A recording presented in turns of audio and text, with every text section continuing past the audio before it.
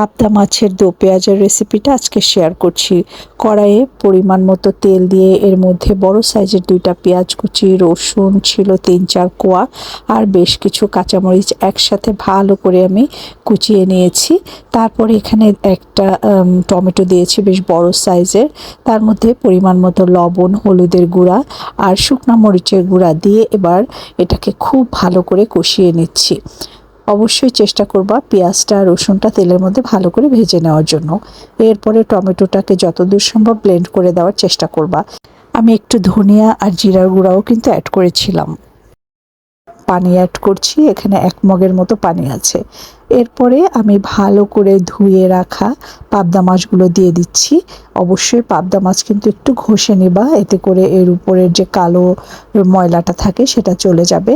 তারপরে ওই পানির মধ্যেই কিন্তু দেখো আমি মাছগুলো ভাজিনি, তারপরে এটা খোলা অবস্থাতে আমি অনেক সময় রান্না করছি।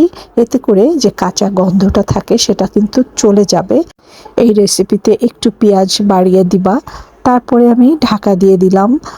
ঢাকনা 2-3 মিনিট পরে তুলে দেখাচ্ছি তোমাদেরকে। দেখো এইরকম হয়েছে। তো এটা মানে কড়াইয়ের সঙ্গে লাগা লাগা থাকে, বেশি ঝোল থাকে না। পেঁয়াজটা দিয়ে একটু মশলা দিয়ে মেখে মেখে খেতে বেশ ভালো লাগে।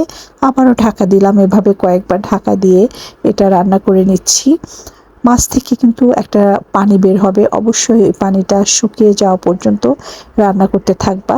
আর দেখো জালটা থাকবে মাঝারি থেকে লো, মাছটা সিদ্ধ হতে হবে। তো এবার দেখো নিচে একটু লেগে লেগে যাচ্ছে, আমি তোমাদেরকে দেখাচ্ছি। তাই আমি আর এটাকে মানে খুন্তি দিয়ে নাড়াচাড়া করব না, আমি একটু তোমাদেরকে ঘুরিয়ে দেখাই। দেখো মাছটা কিন্তু আর নড়ছে না, ইট মিনস এটার নিচের লেয়ারটা কিন্তু হালকা লেগে গেছে।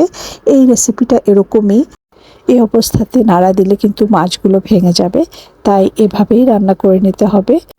তোমরা চাইলে এই পর্যায়ে একটু ধনিয়া পাতা অ্যাড করতে পারো। এই তো খুবই সহজ রান্না, খেতে খুব ভালো লাগে, খুবই স্বাদের হয় এই মাছটা খেতে। একবার হলেও ট্রাই করো। এরকম মাখো মাখো অবস্থাতে নামিয়ে পরিবেশন করলেই হয়ে যাবে পাবদা মাছের do pyaza. Hope you like today's recipe. See you another day in another recipe. Till then, tata.